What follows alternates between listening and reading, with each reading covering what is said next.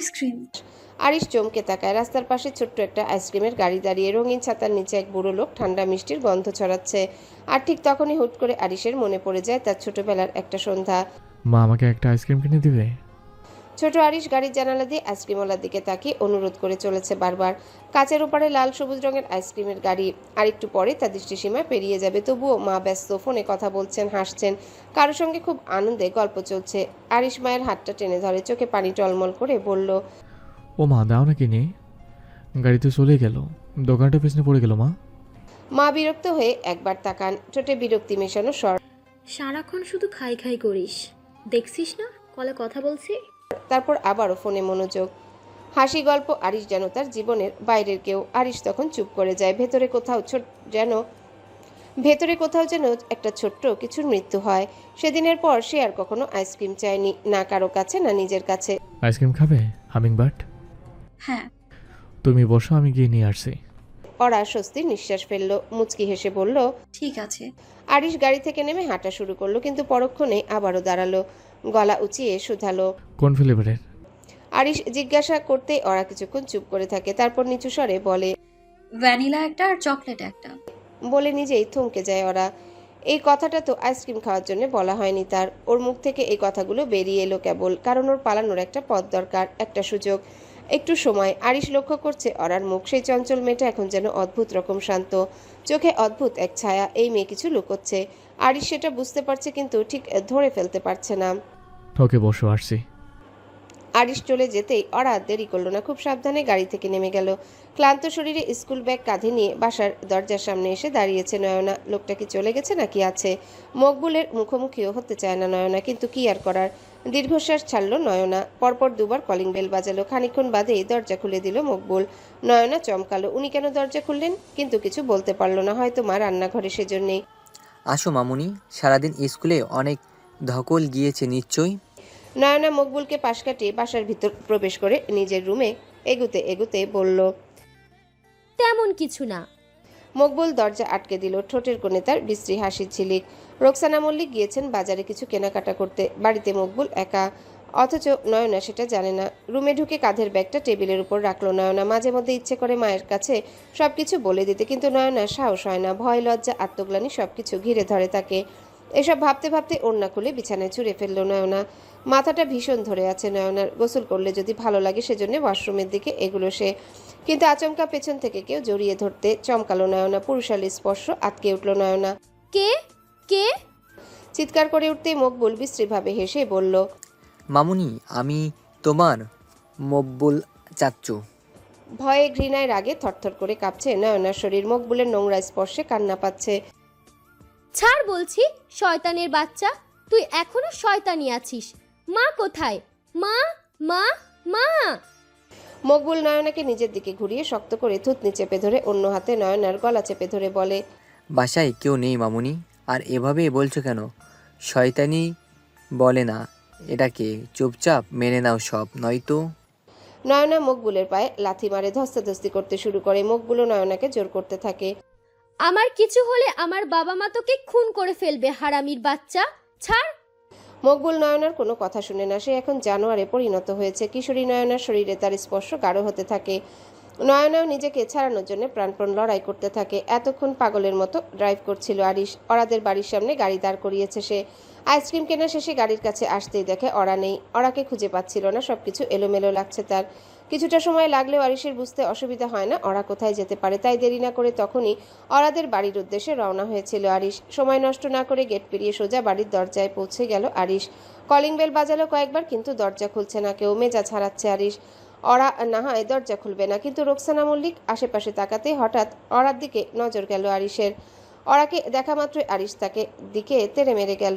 এই মেয়ে, তোমার সাহস তো কম না, তুমি আমাকে বোকা বানিয়ে পালিয়ে এসেছো। ওরার দুই কাঁধে আরিশের হাতের চাপ। ব্যথায় চোখ সংকুচিত হয়ে আসছে ওরার, কিন্তু ওরা সেদিকে খেয়াল না করে বলল, আপনি প্লিজ দরজাটা ভেঙে ফেলুন। আমার মনে হচ্ছে বাসায় কিছু ঠিক নেই। আমি এসেছি মিনিট 5 হবে, কলিং বেল বাজালাম, কেউ খুললো না দরজা। মাকে কল দিলাম, বললো বাসায় নেই উনি, মকবুল চাচা আছে বাসায়। নয়না, ওর এতক্ষণে বাসায় ফেরার কথা, চাচা সুবিধার না।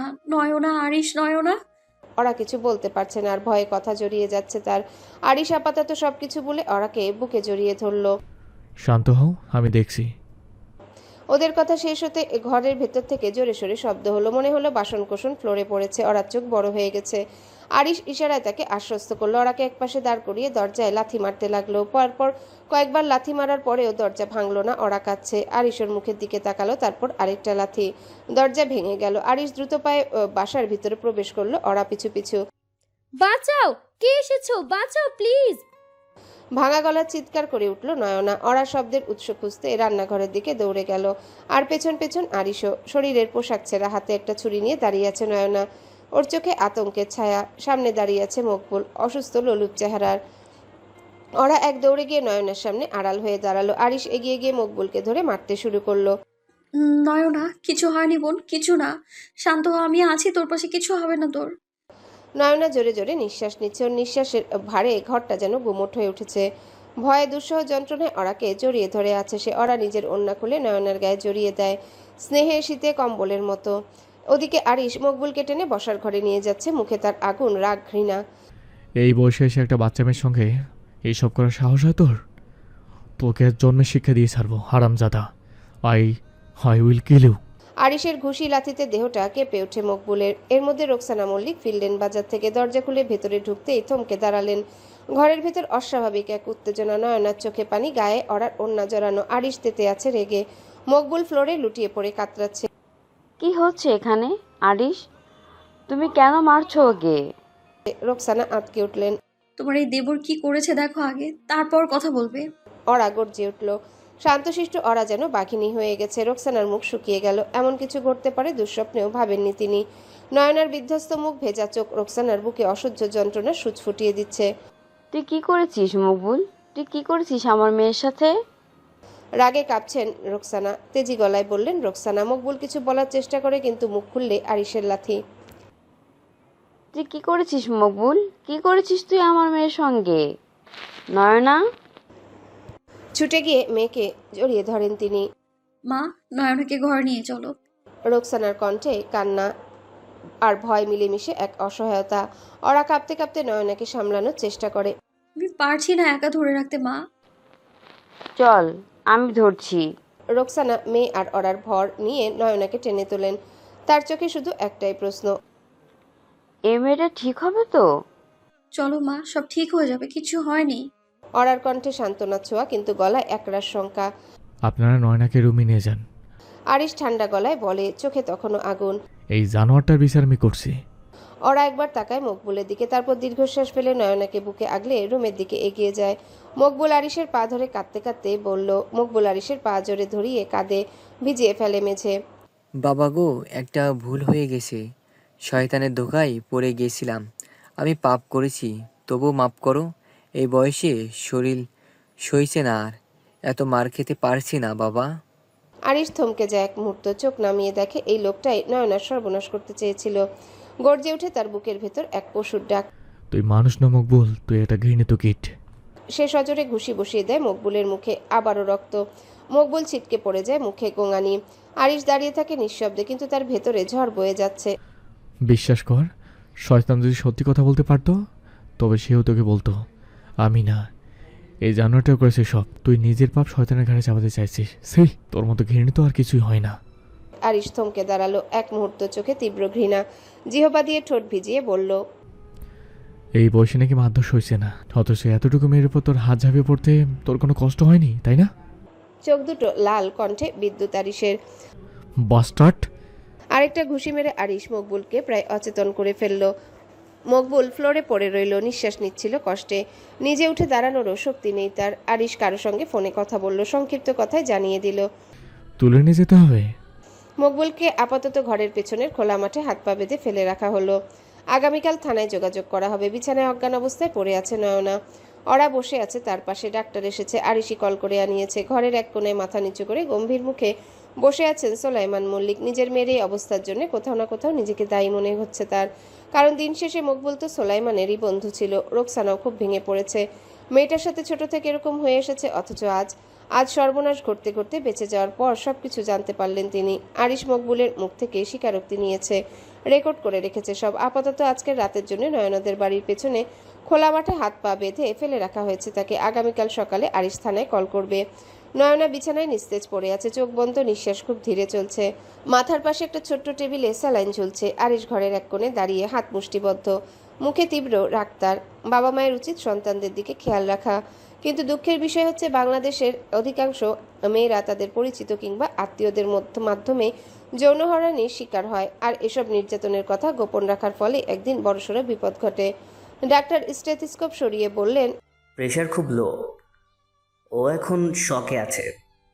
ভালো হয়েছে সময় মতো ওকে বাঁচানো গেছে, না হলে পরিস্থিতি অন্যরকম হতে পারত। সোলাইমান বসা থেকে উঠে মেয়ের বিছানার দিকে এগিয়ে এসে দাঁড়িয়ে গলা ধরে আসা স্বরে বললেন, ঠিক হয়ে যাবে তো? সব কিছু মনে রাখবে না তো? মানে ও স্বাভাবিক থাকবে তো? এখনই কিছু বলা যাচ্ছে না, ওর মানসিক অবস্থা খুব ভেঙে পড়েছে। ট্রমা কিভাবে মোকাবেলা করবে এটা সময় বলবে। একটু সাবধানে থাকতে হবে, কাউন্সিলিং লাগতে পারে। কিছুক্ষণের মধ্যেই জ্ঞান ফিরে আসবে, চিন্তার কিছু নেই আপাতত। নয়নার মা কান্না চেপে বসে আছেন বিছানার পাশে, চোখে অশ্রু, মুখে স্তব্ধতার ছাপ। ডাক্তার ঔষধ কিছু লিখে বেরিয়ে যান। আপাতত নয়না মানসিকভাবে যেমন বিধ্বস্ত, তেমনি শারীরিকভাবে দুর্বল। সোলাইমান ফ্লোরে বসে পড়ে নয়নার হাত ধরে ফিসফিস করে, আমার ভুলের জন্যই আজ এত বড় সর্বনাশ হতে চলেছিল নয়না। আজ থেকে যদি দরকার হয় আমি তোর ছায়া হব, কেউ আর তোর দিকে চোখ তুলে তাকাতেও পারবে না, কেউই না। সুলাইমান নিঃশব্দে কাঁদছেন। আরিশ হাত ঘড়িতে সময় দেখে নিল, একবার রাত 9টা পেরিয়ে গেছে। ওরা বসে আছে চুপচাপ, মুখে কথা নেই। তাদের দুই বোনের জীবনটাই কেন এমন হচ্ছে? আপনারা শক্ত থাকুন, বিপদ ঘটেনি। নয়না ঠিক আছে। মানসিক যে ক্ষতির সৃষ্টি হয়েছে সেটা আপনাদের সাপোর্ট পেলেই সেরে যাবে। কিছুদিন বাসার ভিতর রাখবেন নয়নাকে। লোকজনের কথা শুনলে মানসিকতা খারাপ হয়ে যেতে পারে। এত কিছুর মধ্যে আরিশের এমন মনোভাব দেখে অবাক হয়েছে ওরা। লোকটার মনে মায়াদয়া আছে তাহলে? রোকসানা আরিশের দিকে এগিয়ে গেলেন, জড়িয়ে ধরলেন বুকে। আরিশ একটু কেঁপে উঠল, যেন মায়ের ছোঁয়া। কথায় বলে না, মাসির শরীর থেকে মায়ের গন্ধ আসে, আরিশের বেলায়ও তেমন হয়। এজন্যে আরিশ রোকসানার থেকে আরও দূরে সরে থাকে সবসময়। কিন্তু এই মুহূর্তে আরিশ দূরে সরতে পারল না। আজ তার কাছে দাঁড়িয়ে আছে একজন অসহায় মা, যার মেয়ে তারই সামনে জ্ঞান হারিয়ে বিধ্বস্ত অবস্থায় শুয়ে আছে। তুই না এলে নয়নার কি হতো জানি না রে আরিশ। তোকে কি বলবো জানি না, আমি শুধু বলবো ওরাকে ভালো রাখিস বাবা। অতীতে যা হয়েছে ভুলে যা।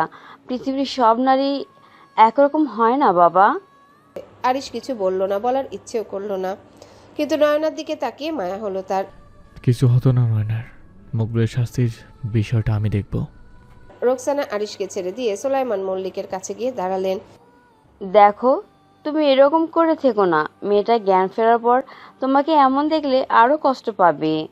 সোলাইমান চোখের জল মুছে নয়নার দিকে তাকায়। আরিশ ওরার দিকে তাকিয়ে কিছু একটা ইশারা করলো, কিন্তু ওরা মাথা নেড়ে না বলল। আরিশ চোখ পাকালো, ওরা মাথা নিচু করে ফেললো শুধু। আচ্ছা তামান্না, তোমার বাড়িতে কেউ নেই? বসার ঘরে সোফায় বসে আছে তালহা। তামান্না ডাইনিং টেবিলে রাতের খাবার সাজিয়ে রাখতে ব্যস্ত। তামান্না ও তাসলিমা নিজেদের ঘরে আছেন। কাজ করতে করতে উত্তর দিল তামান্না। না, ভাইজান থাকার জন্য ছিল, একটা ভাই আর মা। বাবা তো সেই কবেই মারা গিয়েছে, তখন আমি খুব ছোট। ভাই আমার থেকে 5 বছরের বড়।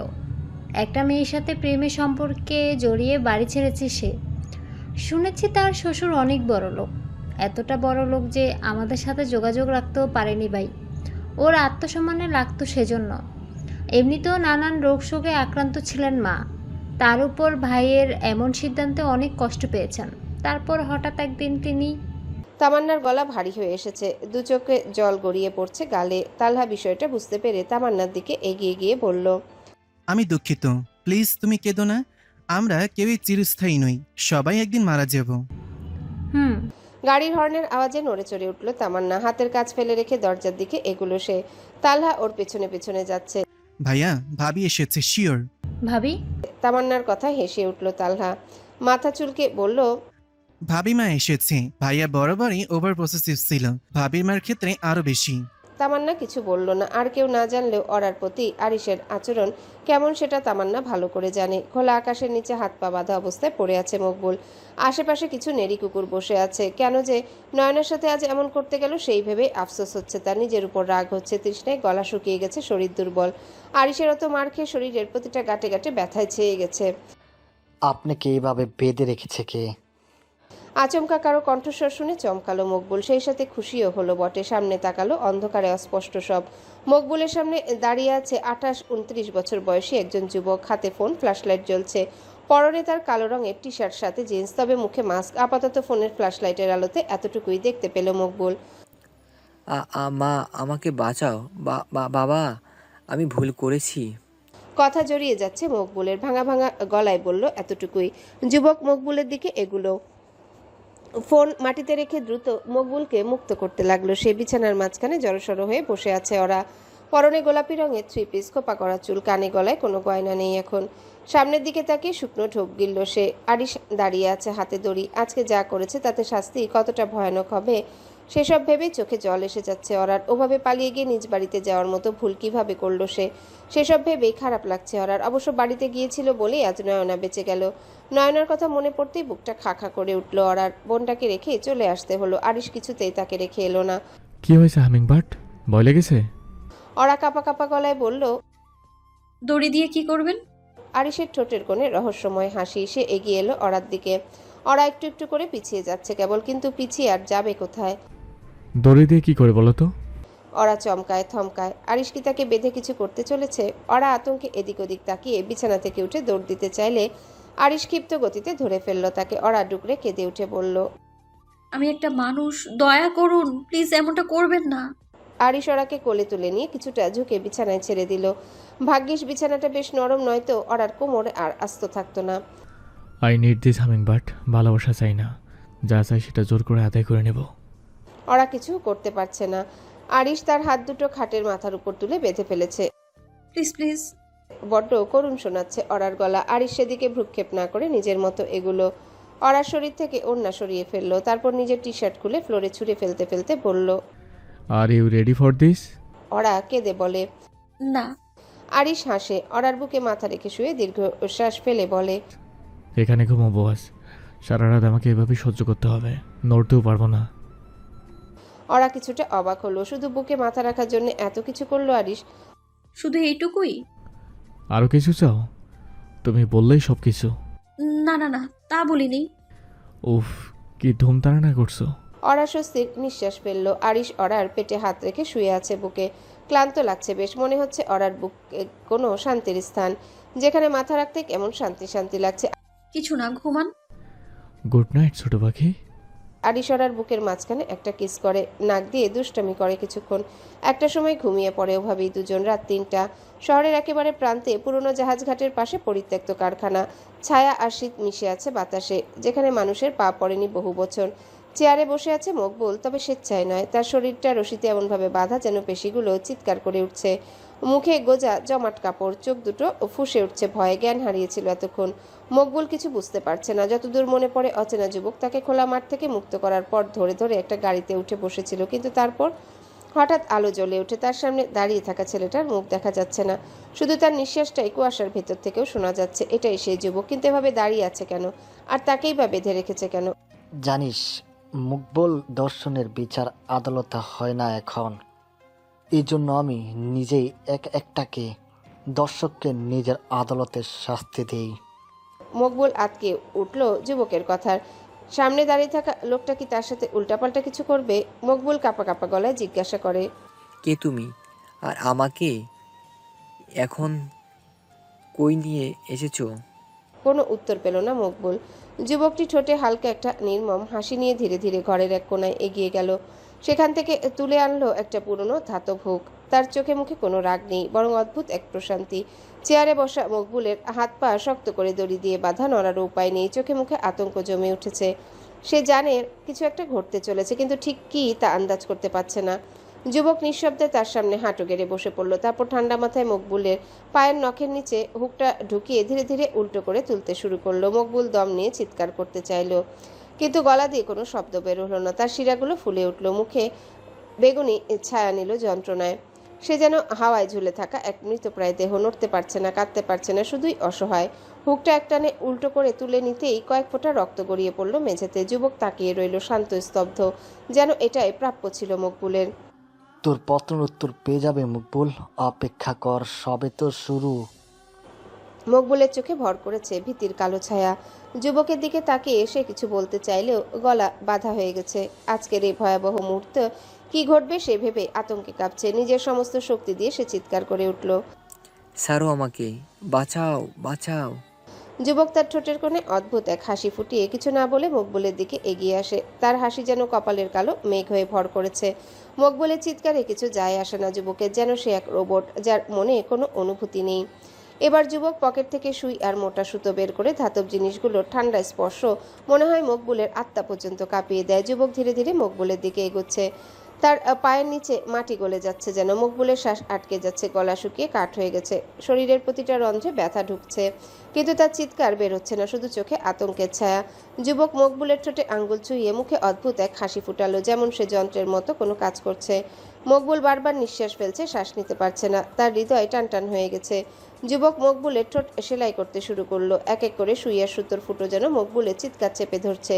প্রতিটা সেলাইয়ের সাথে রক্ত বেয়ে পড়ছে আর যুবক হাসছে, যেন কোনো অদ্ভুত শান্তি অনুভব করছে সে। মকবুলের সমস্ত শক্তি দিয়ে চিৎকার করার চেষ্টা করে, পারে না। সে জানে এখানে কেউ নেই যে তাকে বাঁচাবে। তার গোঙানিয়ার কষ্ট শুধু খালি বাতাসে হারিয়ে যাচ্ছে। হ্যালো বন্ধুরা, পরবর্তী পার্ট খুব তাড়াতাড়ি আসবে, তো সবাই অপেক্ষায় থাকো। আর চ্যানেলটি যারা এখনো সাবস্ক্রাইব করোনি তারা পরবর্তী পার্ট দেখার জন্য চ্যানেলটি সাবস্ক্রাইব করে রেখো। ধন্যবাদ সবাইকে, আমাদের সাথেই থেকো।